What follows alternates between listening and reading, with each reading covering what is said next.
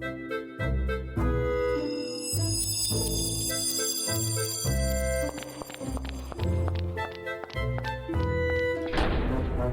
to Puzzling Company, your home for at-home puzzles and mysteries. Here are your hosts, Jared and Zach.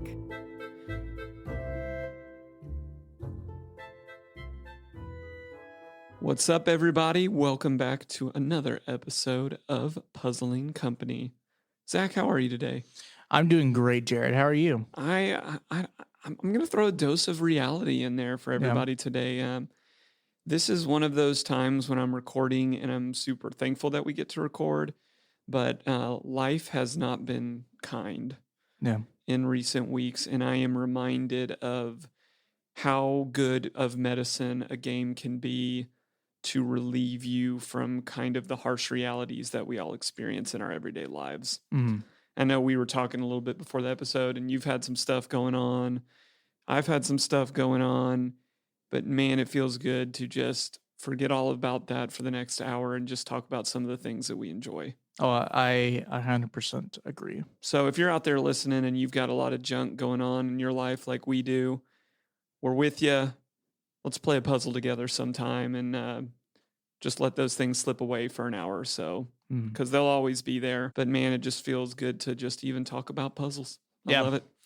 And we don't want that to be a downer. Today we're actually talking about probably one of the longer series that we've played. Yes. Which is Independence Day Killer. Independence Day Killer. I almost called it just Independence Day. Like that. Independence Day. We're going for an alien theme here. The Independence Day Killer, and this is the first season of A Killing Affair. But yeah, let's jump on in. Excited to talk about it. All right, Zach, pick a card, any card. Dude, we are supposed to be doing an ad right now. Okay, I know. Just be cool, Zach. You know, I always wanted to be a magician. I don't think this is the right time or medium for a magic trick. But okay, I've picked a card. Okay, look at it and don't tell me what it is. And how's the audience going to know what card this is? Just be cool, man. I just got this new Enigmas card deck, and I just wanted to show you a new trick I've been working on. Oh, Jared, I'm sure your trick's going to be great, but there's something you don't know about that deck. Okay, I see what's happening. Yeah, okay. What? You think you're a better magician than me. You think you know more about this deck of cards than I do. You're trying to heckle me and usurp the great Jared Zini. Jared. Well, I did back the project on Kickstarter, and I've been playing the puzzle game Hidden Inside. There's actually a full puzzle hunt you can discover. I imagine you got those over at davidkwongmagic.com. Nice try, Zach, but a magician never reveals his secrets. Magician's code. Well, if you're looking for an amazing experience from a real magician, I'm sitting right here. Then head over to davidkwongmagic.com and pick up Enigma's Puzzle Hunt playing cards. Welcome back, everybody. As I mentioned in our intro, we are talking about Season 1 of A Killing Affair today. And we spoke about this on another one of our episodes, but this is kind of our initial diving point into a lot of the crime-themed games. That's a way to say it. That's like the most minimum way to say it, I guess. There's a pool full of them. Yes. And we just put our toe in. That's maybe dive was a strong word. We're going in hard, baby. We're going in. Because there are, and that's actually something you and I are going to be talking about in our second section. I know you don't know that yet. Oh, no. But we're super excited that this is the game series that we decided to kind of dive into the crime series. And as we always do, we're just going to jump in and start talking about what we really liked and where we felt like there was some room for improvements. So Zach, kick us off. A Killing Affair. Tell us a little bit about what players should expect from a game like this and what you really liked off the bat. Okay. So A Killing Affair is a murder mystery box set. So you are trying to solve a crime over multiple boxes the season itself. So for season 1, it is 5 boxes, if I'm not mistaken, that you are trying to solve the Independence Day Killer. I thought it was really well done. The first thing I will say that I really enjoyed was the narrative revelations that you have in the game. What do you mean by that? So there are points in this game that it is a murder mystery. So you are trying as a detective to figure out what's going on. Okay. Right. So you are getting, like the first box, right? You get basically introduced to what's going on, but you have no idea what's about to unfold. You just get introduced to basic characters, some small events and how the first crime happened. Yes. And then at the end of the first episode, it goes, hey, which I actually really like this as well. This is involved with the narrative, is that after the first 3 episodes, you get an envelope that kind of hints to where the next one's going to, or gives you small narrative information. Yes. It goes, hey, this is a very interesting article you should read, because it might be contradicting something that you read earlier or give you more information about why this is all adding up. Absolutely.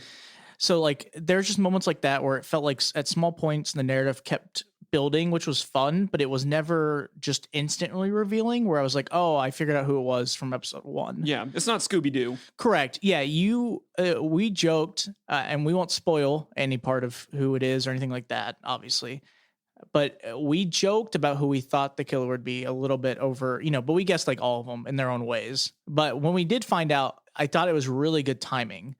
You don't find out who it is too early. You could guess, right? Like anyone. Sure. But they do a good job of kind of keeping it hidden until you get to a certain part where it gives you like a first big hint that you're like, oh, this person has a lot of motivation.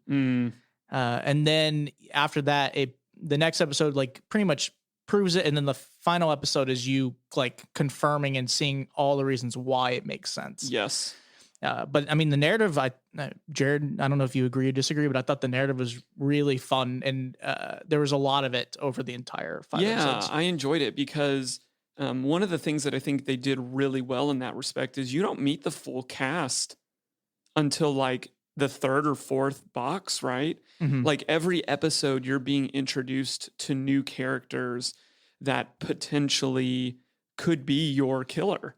Yes. Also, there is obviously a new victim. Yes, a new victim every episode, which could have been one of the characters that you met in a previous episode. Because one of the, and I don't think this is a spoiler, every game is happening in a new year. Yeah. Yeah. So this series, the Independence Day Killer, it starts off with the first killing happening for this series. And this isn't like a spoiler. It's the first box. The first one happens in, I think, 2014. Yes. And then it's every year, 2014, 2015. And then every year. Yeah. And then every year after that, every box after that is the year after it, and someone new, which I agree. There were some good points where it was someone entirely new. Or like one of the fun things we found was, a character will talk about someone. We're like, well, we haven't met this person yet. Yeah, like who are we talking about? And then, I think for an example, in like episode 3 or episode 4, we finally met them. Yes. I was like, oh, this is who we're talking about. And then something happens and you're like, oh, okay, we finally meet them. This happens now. So you're like, okay, this is fun. But I do agree with you. One of the things that I enjoyed a lot is at the very end of the game, they clue you into some Easter eggs that could have helped you solve the mystery a little bit quicker. And I enjoyed that we didn't pick up on all of them. Oh, agreed. I told the creators that when I did the interview with them, actually, it was fun getting to talk about that. Because I was like, Jared will tell you this. When we played it, I looked at something and I was like, this looks really familiar to something else, but I just couldn't make that connection. Yes. And then the moment that at the end of the game, they have like a really cool recap section when you complete the game that kind of explains those things. And it goes, hey, like if you look at this, however, you'll find something. And I did. And I went, oh my gosh, it literally is the thing that I thought I kept seeing, Yes. So that was really fun to have those narrative like reveals where you're like, oh my gosh, it all makes sense. And how did I not notice that little hint, almost that was there the entire time? Yes. And I'll take that into our second thing which is the puzzling aspect of what we had to go through. Mm-hmm. And you can agree or disagree with me on this, but every time that I know we're going to be playing a crime game, because we've dabbled in some other series have like a crime episode, Sure. but they're not a crime series. Yeah. I always think, okay, I'm turning on my deductive reasoning where I don't have to do that as much in a lot of the other games that we're playing. But I was thoroughly pleased to see that there was puzzling beyond deductive reasoning and that it was used in very creative and narrative appropriate ways. Yes. So there's a lot of code breaking, and I felt like they gave good reason to that code breaking. And I just really thought that was a lot of fun because there are some games in the crime series that it is, 100% deductive reasoning. Yeah. And it feels more like that. But this game, I think, and the creators readily recognized we're not just going to go that route. We're going to give people a variety of things to solve through. And I appreciate that. Like, it felt more well-rounded than some of the other things that we've experienced because they were willing to toy with, and they did a good job, like I mentioned, of saying, like, how can we point something and fix something? And like an example of that is you're constantly getting these cryptic notes from the killer. Yes. And they're in a symbol language that you don't have a whole lot to go on with. Yeah. And so that was a lot of fun to see, like, oh, okay, now I can use a different part of my brain other than let's read through a police report. Let's see what doesn't add up. Let's Sherlock Holmes this thing. Yeah. I mean, between that, riddles, and online like code breaking part, Yes. I mean, there was a lot of variety to the type of puzzles, which was fun. Yeah, I agree. And what did you like last of all, Zach? Bring us home on this section.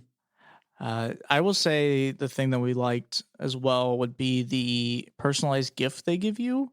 So at the end of the game, we got inside the final box, if I'm not mistaken, there's a gift that is personalized to you. Correct. And where you're from. So like we got a little, I think it's a little keychain that has it has like Tennessee on it. Yes. With the killing affair, which I thought was really nice. And that's like a really kind thing to do for like your customer. And I think it goes a long way to just show like that little appreciation gift that you can send to someone, especially if it, I mean, you know, that thing is nice. I can put it on my keychain. It's really good quality too. It wasn't like a, you know, I'm not saying it like in a way that like if you got like some really cheap gas station one, you know what I mean? But like that, you can clearly tell they put effort into making that or buying that for you. And you're like, that's really, we appreciate that a lot. And I feel like they did that with a couple of other items too. They gave us notepads and Yes. black lights and magnifying glasses. And They give you almost everything to solve it yourself. And they even give you a, which I wanted to add, this was the cipher book. Yes.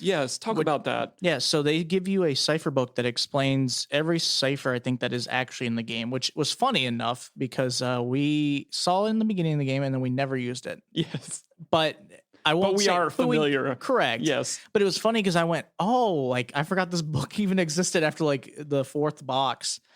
And I was like, but I looked at it a lot and I thought it was really well done. It's just a simple book that explains every cipher that's in the game and gives like an example and shows it. And I was like, that's really nice to like a new customer too, just to show like, hey, like if you're not experienced, you don't have to feel like you have to research a million things. Yes. It gives you all the tools that you need pretty quickly. Yes. And we've talked about that in a couple other games, like shout out to Enigma Emporium did that with Wish You Were Here. Yes. We've seen that in a Enigma Fellowship too. Yep. In their third episode did that. And I just like that because it does, like, if there's one platform that I feel like I'm always staying on is like, just make it accessible.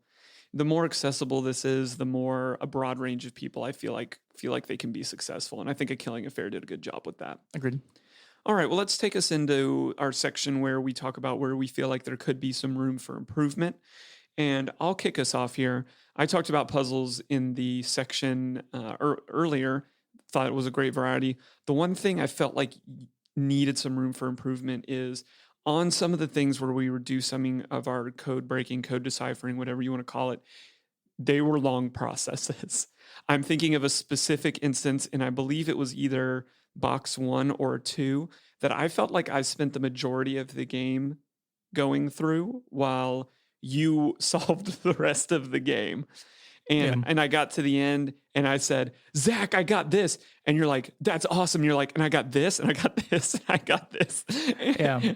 And I think creators just need to be careful about balancing. It was nice that we had multiple things to work on, but the one that I'm thinking of was in an email, and it was just a lot to get through. And we've talked about this in other games, but I just think if you're going to give me a super long process and I know, oh, hey, I've figured out the decoding element, so I've solved the puzzle, and now I have the process to do, give me a way where I can just jump ahead if that's not my thing to do. Mm-hmm. Because otherwise it just becomes very cumbersome and I'm missing out on doing other parts of the game while I'm having to work through this. Yeah, I agree. I think another thing that could be a room for improvement is the like reuse of some of the items, or that they use them more. So what I mean by that is that there are a few items that you get early on in the game. And to be clear in this game, and it very clearly tells you this, you will use items and hints and narratives pieces from box 1 all the way to box 5. Yeah. You will need to keep it. The part that can be frustrating at times, though, at least in my opinion, is that it is not clear what things you potentially will need. And I think that's can be fun in some aspects because it requires you to figure out what you will need again. Yes. But the issue was that there were just a lot of items that you didn't really need again after a point, and then the other parts that you did, it came out of nowhere that you needed them again. I agree. So like one example is that there's something in box 1 you use, and in box 1 you never use it again until box 5. And then I was just like, okay, like, and the only reason I guessed it was that I was like, oh, it's this thing that clearly looks like something needs to be involved with it because I don't see anything. So then I tested it out and it worked. And I was like, okay, which is fine. I think that's like, if that's the goal, is that it's supposed to be kind of like a surprise almost. But it just felt, it felt like for a game that kept telling me that I'll need things more often than not to play over different games, I didn't use some of them enough. Yes. And then some things I used a lot more than I expected, which mostly was narrative based. Yes. So I think some of those items, if they found a way to use them more or present them more uniquely throughout certain other episodes, because like I said, I think it's just weird going sometimes from episode 1 to episode 5 and not using the item. Yes. No, I agree. And there's so much too, right? Like they didn't go on the short end of giving you things in the box to work through. Yeah. So by the time you hit episode 5 and you've got 4 other boxes of stuff that you're working through, the questionability of what you need again is difficult. Yeah. Obviously you're going to use information, Yes. but in terms of physical items that may need to be repeated upon, it became this bigger question every episode of like, okay, we're stuck. Is it because we're stuck and we're just missing a piece of information within this box, or do we need to go back to box 2 or 1? And yes, I think the word that we're looking for is some consistency.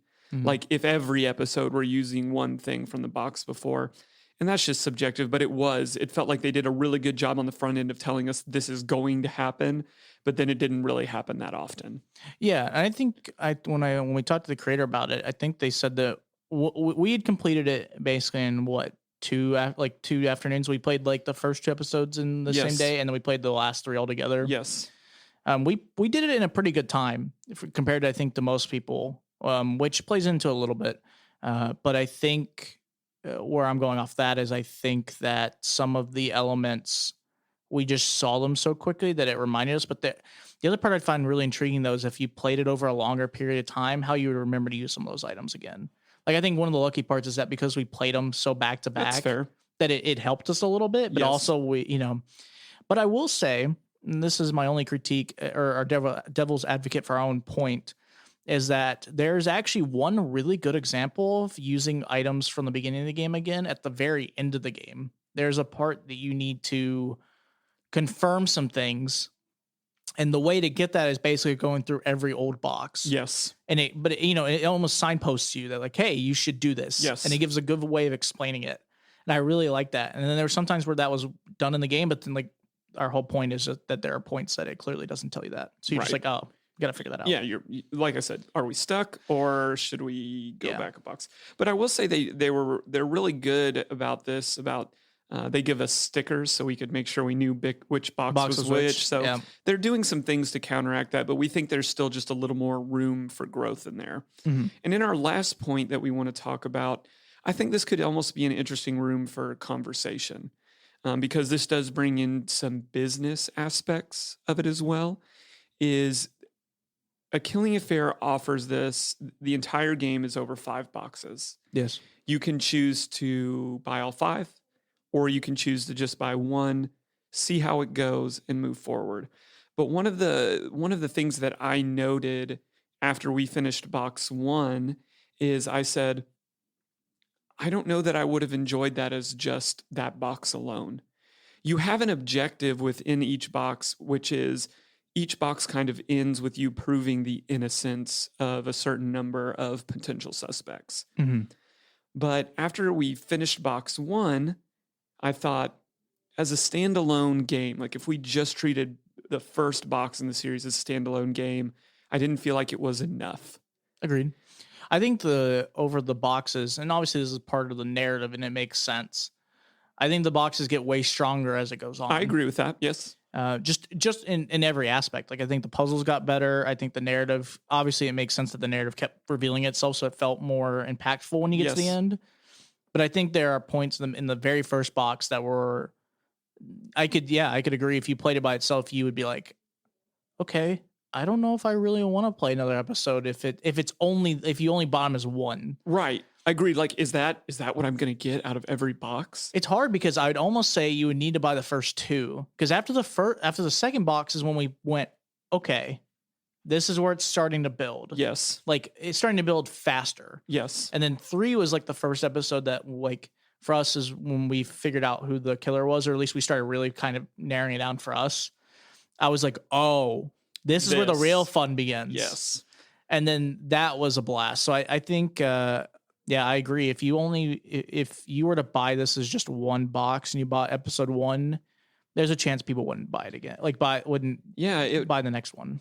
But there's a dichotomy in that. Sure. Because when you and I talked about this earlier, from a business standpoint, it's like it's kind of like you got to taste. Yes. Like, agreed. Did I give you enough? Because you don't want to give everything away in the first box unless that's the whole game, right? Sure. Yeah. So I'm sitting back here and I'm like, well, okay, it's not supposed to give you everything, but did it give us enough to where I would want to play the second box? Mm-hmm.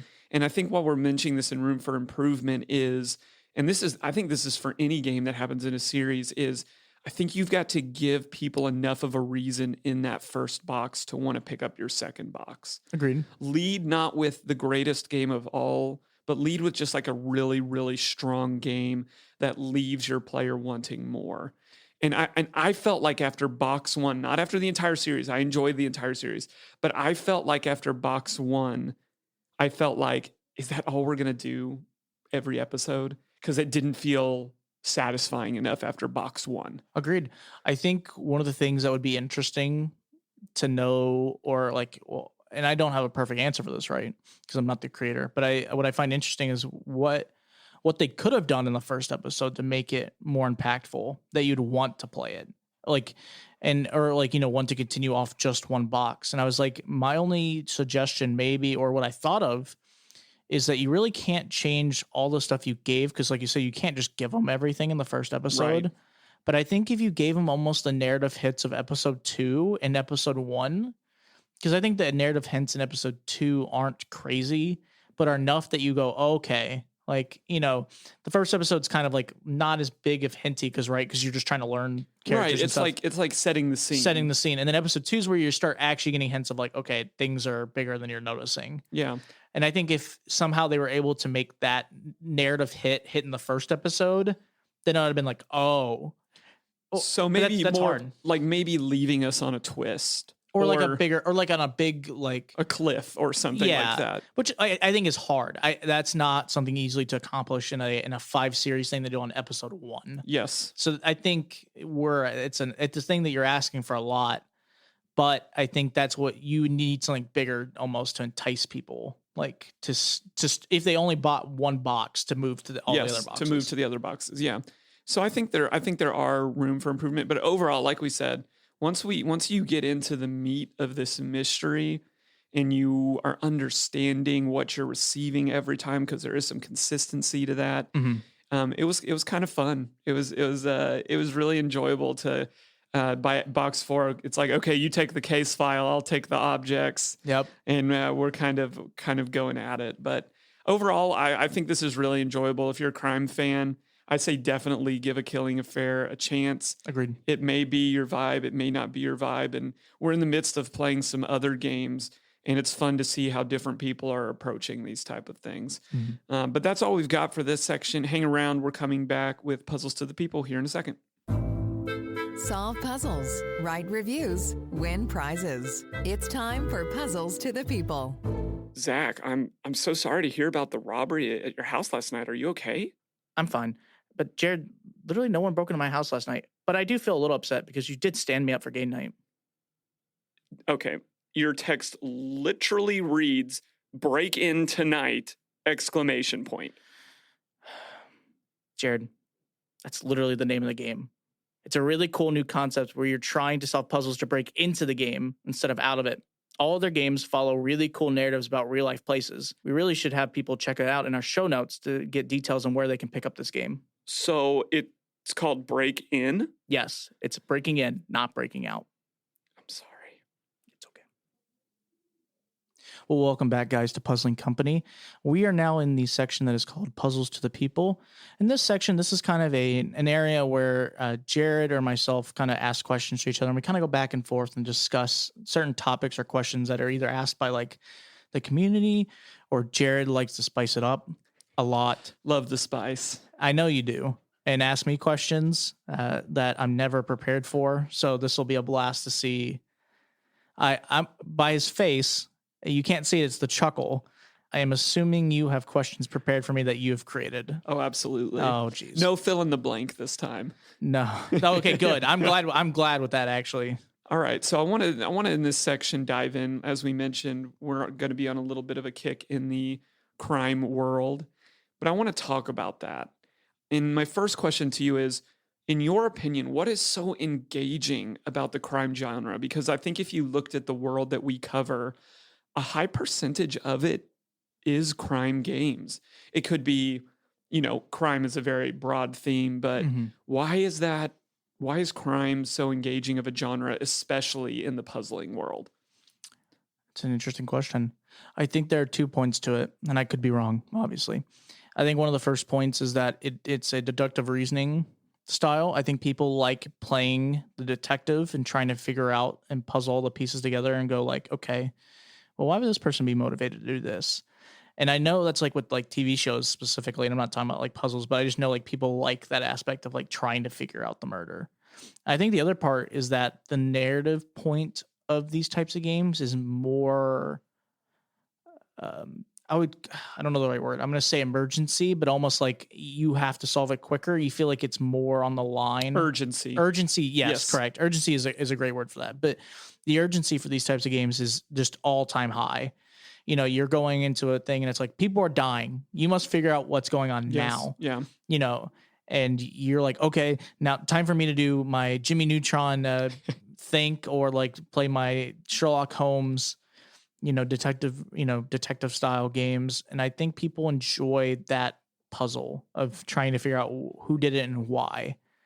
And I think a lot of games do it well where they make you feel like detective. You're gathering info, you sit there, you go through and you go, oh, I found this weird thing that someone said that isn't consistent with this. And then you go, aha. And then, you start going down the rabbit holes. Yes. And I also think, and I've said this in another episode, one of my favorite things is that moment where I almost have that Scooby-Doo moment where I go, oh, and then it's that whole like rabbit hole of me going, well, if this happened, what about this guy? And then this guy did it, I think people like that a lot in those types of games.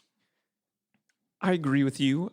I think there's also an element of it that it is realistic. Yes. Because in so many of the other games, and I'm looking around at them, like crime just feels so close to home. Yes. To us because we see it regularly, unfortunately. Mm-hmm. Some of us have experienced crime. And it just feels like, oh, this could really happen. Like this hits close to home, because in some of the other games, very rarely are, mystical organizations contacting us to help break these earth-shattering revelations. And, you kind of get to do things that you never would get to do in a million years. But like, I have friends that are police officers, that are federal agents, that are different things. So it's like, I wonder if people enjoy this so much because it is so real. But you're telling me you haven't gone to the Alice in Wonderland and gone around and hung out with the cards? I mean, if you're holding out some type of real true experience for me, I'm going to be pretty pissed right now. I'm not going to lie to you. You'll have to find out. But yeah, I really want to dig into more of the psychology of, why do we like this stuff so much? Yeah, I agree. It's always blown my mind, because I feel like I find hilarious, but my mom loves like crime shows and movies. And I know there's a lot of podcasts that people love talking about them. And I like those shows because I think it is interesting watching how that plays out. But I've always been so intrigued by people like love it. Like people just watch, like Criminal Minds or something like all of the time. Yes. And I think another interesting point is you have to look at it from the level of immersion that you get. So that, like, if you look at it, the farthest away from this is like, let's talk about like a real crime, Sure. right? People have podcasts about real crime, Mm-hmm. and the evidence is as far away from you as it can be. You're hearing things second nature, but at the same time, you're working through things in your head. Then if you think about like a TV show, you're a little bit closer, right? Because you're getting to see things that different characters see. You have more pieces of it. But I think the reason it's so successful and so engaging in this is because you have it all. Correct. You're the one who gets to play with all that information. Yes, you and I think it's like something people have been dying to do for as long as crime can be read about in like a newspaper. Is we're curious human beings, and now I have all the information, and I get to be the one that puts it together. It's thrilling. Yeah, it's so much fun. I mean, it's one of the reasons I think that like Hunt a Killer is one of the most successful companies that we have in our space. Is let me feed you the opportunity that you've been waiting for all of these years, watching all of these TV shows where you're a screen away, even though you may be yelling at the screen the whole time. It was the butler. It was the butler. It's always the butler. But now you take it out of the hands of the investigators on the television. You're the investigators, and it's everything we've been waiting for as long as this medium has been in existence. Mm-hmm. And I just think it's so fun. All right, now I want to dive in a little bit more. You mentioned this at the answer to your first, but I want to dive into specifically deductive reasoning. Mm-hmm. Let's take that apart from crime, which I know that is hard. Why is that so fun? Why is that? And it seems like it plays better in crime than it does in some of the other games, even though I've seen it used in other games.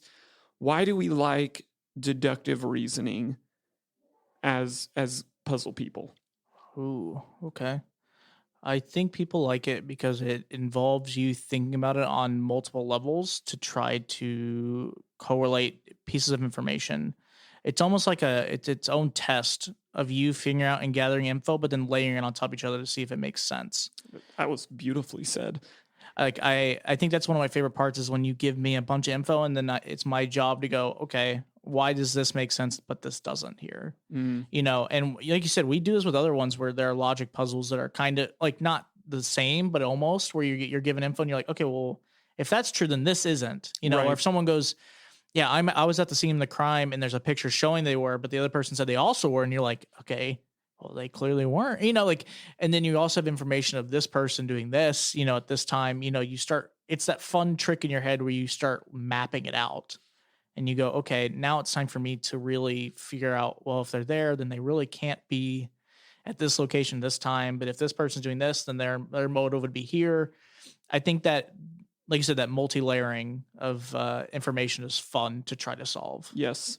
And I would also argue, I think it's a type of reasoning that we use more often than we realize. Yeah. It's very familiar. Mm-hmm.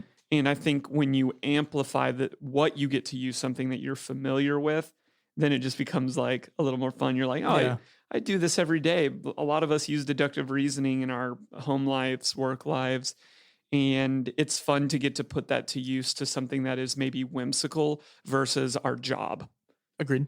But I liked what you said about the layering. I think that's really insightful because it's not just a single linear strain. It's got depth. It's got a lot of different moving pieces. What matters? What doesn't matter? What's true? What's not true?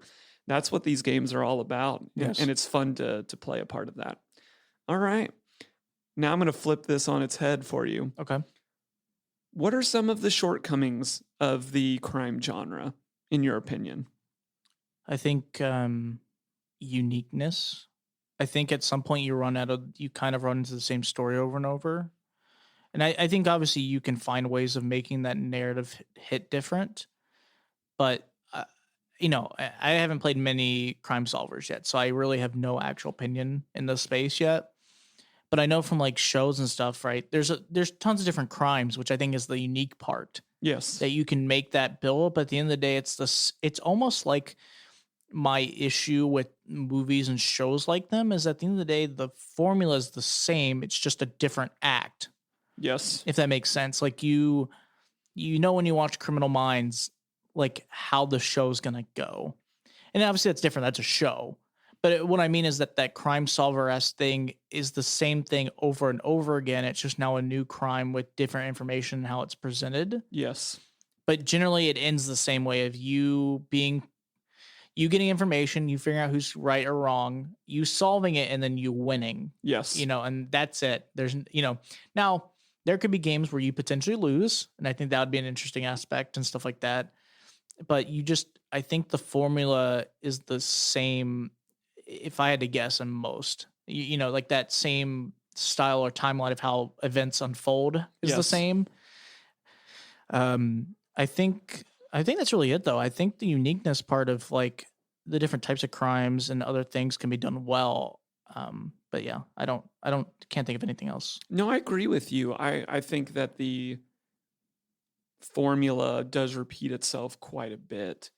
And I think an area that television crime versus game crime has an advantage is when you watch a crime show, if you're going to watch more than just one, right? Like anybody can sit down and watch just one. Sure. But if you're going to stick to a series, like one of my favorite is Psych. Yep. I love Psych. But what I found is I'm watching this for Sean and Gus. Mm-hmm. I'm not necessarily watching this for the multi-narrative ways that they are telling this. It's, Sean and Gus solve a kidnapping. Sean and Gus solve a murder. Sean and Gus solve this, and this, and they are the factor that keeps me coming back. But when you're the main character, bringing it back to a game, then all that can be really messed with is the narrative and the formula a little bit. So after a while, I'm wondering if this genre becomes, for people that have played so many of it, does it just become dull? Like, because there's this other fantastical world that we get to play with, where you can kind of bend the rules, but for this, it just feels so static. Sometimes it's on you. I think one of the interesting part with the other types of games is that you get introduced to characters that play more into it that aren't you. Yes, and I agree. I think to the point that, like, at some point, it's only. And I'm not saying it's true for every series, but at the end of the day, you're the detective. Correct. At some point, you're the only person that narratively is the one solving it. You might have help, right, in the series. Like there might be like another detective who's technically giving you the information that you're trying to solve. But you're the Sherlock Holmes. So like at some point, you're not getting anything new character-wise for yourself. You might learn, but it's not like you're watching, like you said, a TV show where you see that character development, and you get other parts where you're like, okay, I like watching the show because I like watching Sherlock do it. Yes. I'm not really, you like the crime part, but you're like really more watching to see how he deals with it. Yes. And unfortunately, you get that to some degree when you play him because you get to experience it, but but it's not the same. You don't get to watch someone else do it almost. When we play games, one of the fun parts is like when I would, in my opinion, would be when I watch Jared try to solve things. Because it's watching his brain tick. I'm glad I'm so entertaining for you. And he'll say the same for me. Like there's moments where I just go like he notices my eureka moments where I go, oh, okay, this all adds up. And then he sees me run over to my computer and grab my Post-it notes and I start writing down a bunch of information because it clicks. Like I think that's one of the most interesting parts when you play with other people in any type of game, and I think even more in crime solvers, is when they start making those connections and you can see the light bulb flick on. Yeah, I agree. I think that's a really good point. The only other shortcoming of the genre that I can think of, and I think this applies directly to at-home crime games, is going back to deductive reason, is they sometimes do just lean wholly on that. Yeah.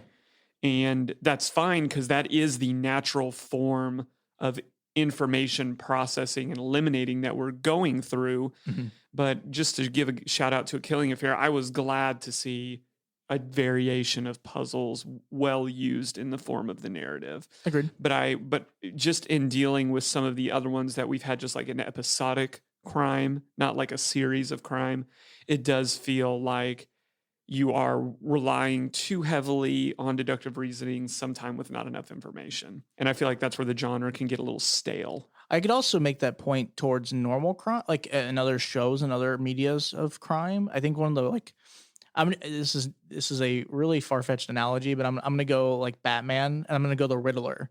Wow, What's okay. Okay, one of the most interesting parts of him, right, is it's not just that he's just a criminal. It's more that the test that he gives Batman, that's the fun part to watch. Like him deducting that it is the Riddler Sure. is simple. It's going to happen. But it's him testing him. Like it's almost like in the shows or in the movies and stuff where you get like a mastermind that you don't know their identity and they just send you a bunch of tests and it's like you trying to figure out who it is, but it's the test that you have to solve first. Yes. What I like about these games is that there are puzzles that help to give you information hints, like that you're trying to figure out who the Riddler is, in a Batman saying.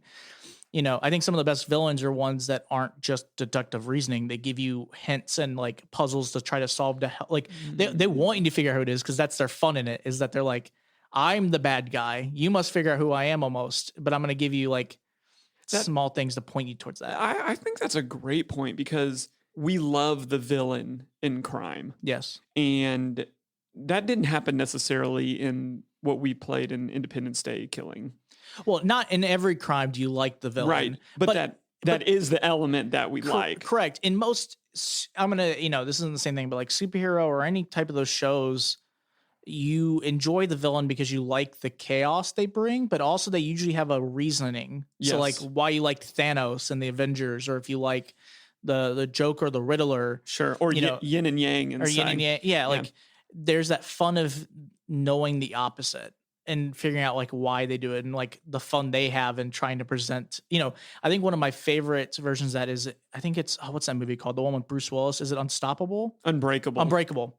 Okay. So in Unbreakable, like Mr. Glass presenting himself and showing all like the small pieces is like one of my favorite things that other shows do, but it's that like you get a hero, and then you learn about the villain. They show you why you don't like them, but at the same time, you like that because you like seeing the tests and the things that point at them. Like, haha, I'm the bad guy. Yes. Good luck finding me. And it's not particular to Killing Affair, specifically in this season, because I don't know, maybe season 2 or season 3 has more of a villain. Sure. Which I don't think these really are supposed to have, but it's interesting. It is interesting because as when you yourself are the protagonist, then for the most part of it, the game ahead of you is the antagonist. Yes. But it will be interesting to see if other people adapt to, and we've seen this in other games, not like, oh, we've just invented this new thing, this villain antagonist. But it is an interesting point because then when things become a test and not just a crime to hide, that kind of opens up the door of what you can do with the genre a little bit. Yeah. All right, last question for you. Should we think or treat games in the crime genre differently than we think about tabletop escape games? No. I think they still fit in the same space of like how you look at them. I think just like any of the games, you have to look at every game on their own level. Just because, shout out to all these games, but like playing, Soup is very different from playing Runes of Odin. Sure. Playing that versus playing, Enigma Fellowship's second episode, the Scattered Cards, is different from, doing like they're in the same space, right? But they're all very different. You might obviously have some elements that are the same because they are tabletop or at home experiences. Yes. But you can compare them and talk about them because they are all trying to achieve the same goal of giving you an experience that you can play at home that has an entertainment value that you can't get. Like, I can't go to a magical world currently and try to solve, a crime. I can't go to to South America and try to find a professor in the, in the jungles and learn a life lesson. No, you could. I could set that up if I wanted to. But I'm currently not doing that. So I think it's interesting because I feel like I personally have that issue at times that when we talk about games, we very distinctly like almost make groups of different types of games. Like when we're talking about at home, like, well, there's all the crime solvers, not like in a bad way, but you almost go like, you almost instinctively go, okay, I'm going to separate things into categories and then they're their own thing, but they're technically in the space. Right. And that's what I'm getting at is like, it feels like we do treat, the Killing Affairs, the Hunter Killers, anything that has unsolved case files, which we'll be reviewing in the next couple of months. And there's a lot of others too. Sure. But it does feel like, okay, if we're a genre, then that's one subgenre, and they all kind of fit into this box. And then there's these games, they fit into this box. And I think it's just because of the similarities, whether it's in marketing or gameplay. But I agree. I think you got to kind of take it at face value of what each game is trying to present you. Agreed. I think the other part is I think it's human nature that we try to organize things. It feels like, and you can relate this to a lot of things in life, but you feel like you have to organize things and put them in groups to make more sense of it. Right. Like you go, okay, like, I have these types of games. Well, I'm going to clearly indicate this is its own group. But then you almost sometimes, like I said, the issue that you run into a lot is that you start making like assumptions, or you almost like make, they're in the same group, but you almost try to split them up, like make them as far distance from the group as possible, but they're still in it. So being like, we talk about a lot of like the envelope games that we get sent to us, like Scarlet Envelope, or like when we did the Wish You Were Here series from Enigma Emporium, about to do Escape Mails. Yeah. Any of the mail, like the ones you get in the mail, like those are they feel very different than the like detective, the at home killer, like the killer boxes and all those types of things. But they are trying to achieve the same goal, and they're in the same space. You almost instinctively want to put them in their own spots and try to duke them out against each other and not other groups. But I think you have to at points, because I think, what things can bring to your like what games can bring to your enjoyment, your time, and the experience you get is different in all of them. And I think sometimes you can't just look at one series and go, okay, I'm only going to play, like, it's not like you have to be on teams. It's not like a Twilight movie where there's Team Jacob and Team Edward. Like, I can love Hunt of Killers and love at-home games. I don't have to be like if you play, Unlocked, you can't play, Exits, there are people who do feel that way, but you don't have to. Like, sure, you can ask Jared. I will literally play any game that is presented to me. I love them all. I think they're fun. I think but I think, I think we just like organizing things in the groups. I think it's just common. And I think the other part of this is I think there is just such a heavy following of crime. Correct. That is its own genre. So I think that's the temptation for us to want to treat this differently. Sure. But you and I know when we go through our criteria, everybody's working on the same criteria. It's the exact same thing. It's the exact same thing regardless. But I just think it's so interesting, whether it's because crime has such a strong following or maybe because it's so visceral and close to us. It's just fascinating to dive into the reasons of what really makes this such a phenomena. Why is this such a thing for not just us as puzzle game players, but for us as people? And maybe we'll start a philosophy channel podcast in another episode. But I mean, I think one of the most interesting parts that I actually brought up when we first started playing the series is that I'm not used to these type of games. And I think I almost want to treat it, like you said, you want to treat it as your own. And I'm like almost going in like wanting to make its own thing. Like, okay, well, like we ran into our own issues when we played it that we felt like, oh, this isn't like the other games we played. And they're not. They are nothing like, the other games we played were like, after the first episode, you're not given the answer. We're so used to, I think for us, sometimes we're so used to playing other types of experiences that we learned a lot from playing like a Killing Affair. Like, we felt maybe at times that we didn't have all the information, but then we had to keep reminding ourselves, like, that's the point of the game. The game is that it's supposed to take you like hours on hours to make that connection. Not, in other games where you have an hour to solve a box. Right. And it's very, not clearly given to you, but the point of the game is that you're supposed to do it in an hour. This is supposed to, for you to think about it a long time. I agree. No, I think that's really good. Well, Zach, you're off the hot seat. That's all I have for you today. I think this is the best one I've ever had, to be honest. At least I felt the most confident in this one. Good. Then I'll keep making up questions. Oh, no. Well, that's going to wrap us up for Puzzles to the People. Hang around. We've got questions to creators coming up next. There are some awesome people who make the puzzles we love to solve. This is Questions for Creators. Dude, I played the best game last night. Jared, I thought we played all our games together. Well, traditionally we do, but this game was designed to be played by yourself. It's called Box One, and it's a new game from Neil Patrick Harris and Theory 11. Jared, I'm hurt. What am I supposed to just believe that there's clearly this made up story of a game that's meant for only one person? And you couldn't even come up with something more clever than just box 1. Okay, you know what? I'm done. Call me when there's a box 2. Well, if you're not salty and you're looking for a truly awesome single player experience, head to your local Target to pick up box 1. If you don't have or know what Target is, beg Angela Lawson Scott to ship you a copy internationally. Welcome back to Puzzling Company. It is, as always, our time for questions for creators. And lucky you all, we have another fantastic creator designer with us today. But hold on a second, I'm going to let her introduce herself in a second. So tell us your name and how your company came into existence.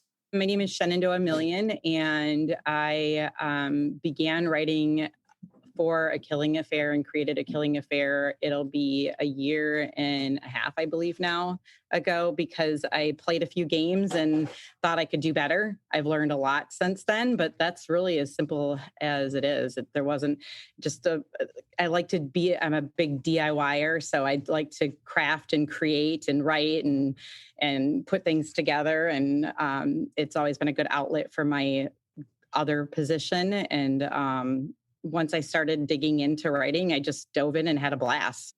Why did you decide to create a murder mystery box set?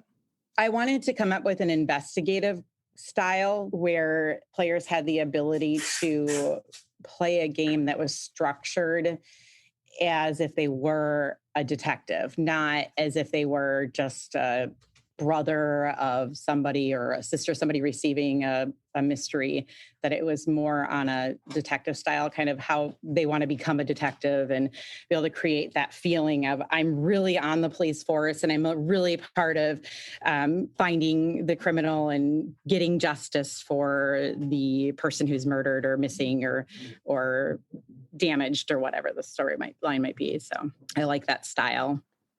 Why did you choose to create a longer set of game episodes versus just a shorter game? I'm a big binge shower. So I really like the idea of, sitting down and watching a Netflix season.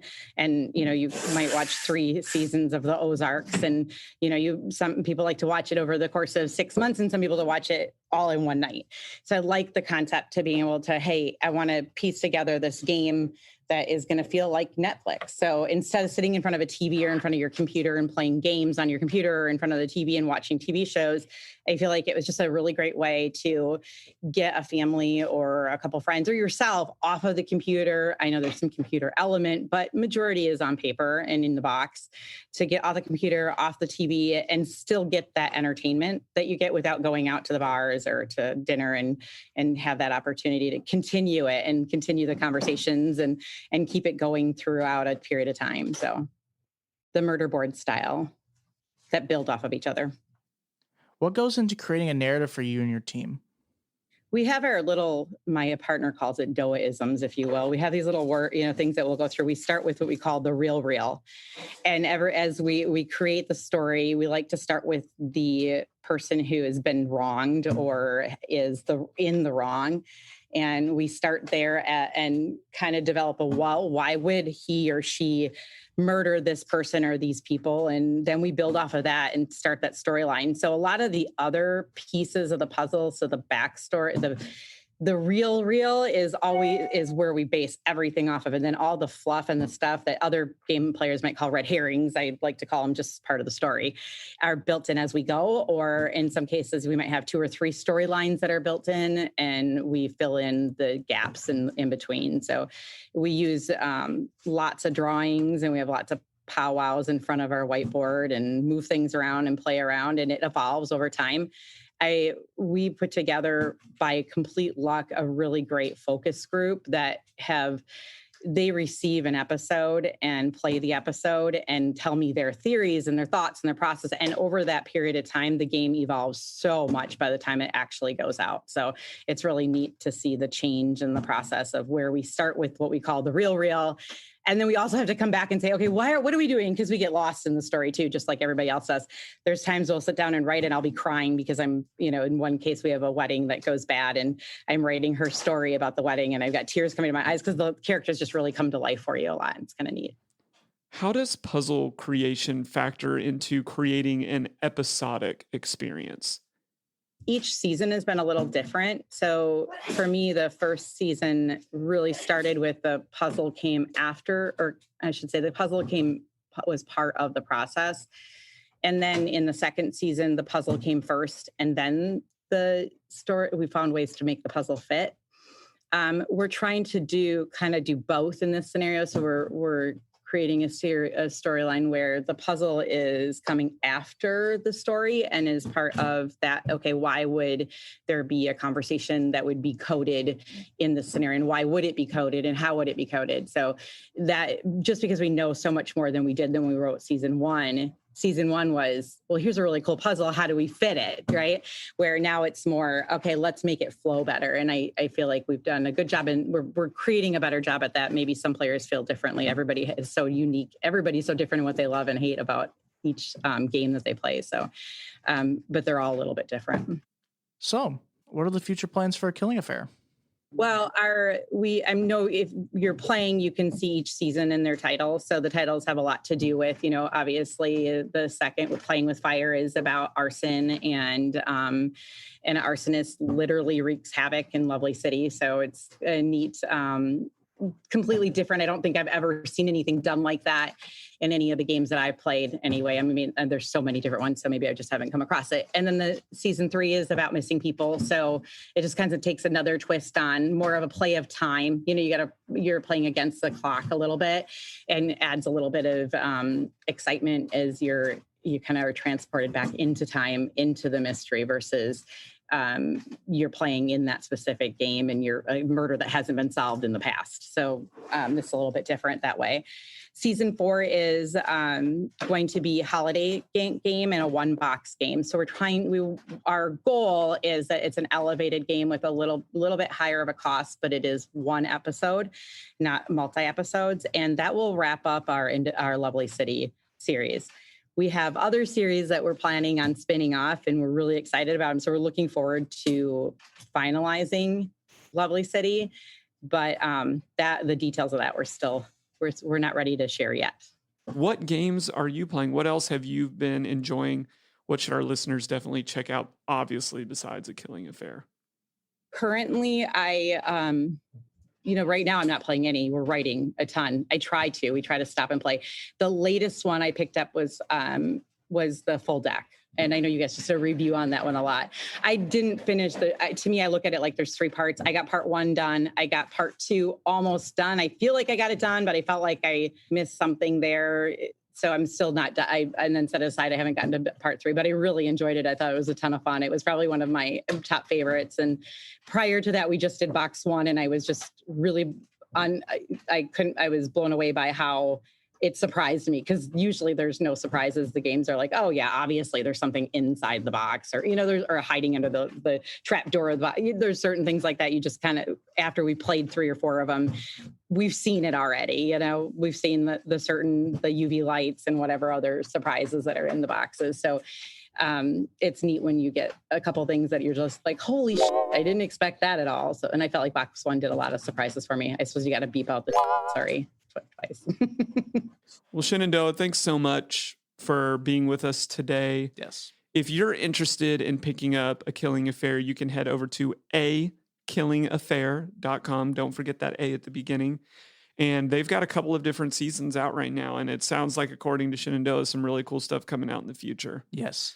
We'll definitely be looking forward to play another season and checking in with y'all down the road. For us, man, you know what you can do to us excellent crime solvers? Go on to your computer right now or on your phone, find our podcast, and just hit that subscribe button. That helps us out so tremendously as we continue to grow this and get to meet cool new people who are interested in joining in these really cool names. You can also shoot us a like on Facebook. Just find us at Puzzling Company, or on Instagram. That would be dope too. Or check us out at puzzlingcompany.com. And if you don't do those things, I will find you and you will like us. You will. Our next crime episode features the murderous podcast co-host and his desperate attempt to force people to like our podcast. I will do it. But that's going to be it for us today, guys. We're so thankful y'all are tuning in with us. Next week, come hang out with us. We'll be playing a game from the Great White North. Yes. Escape Mail. Exciting to get back to some of our friends in Canada. Mm-hmm. That's going to wrap us up for today, but we'll see you next week. See you guys. Thanks for listening. Find us on social media at Puzzling Company and online at puzzlingcompany.com. Check back weekly for new episodes. Until next time, keep puzzling.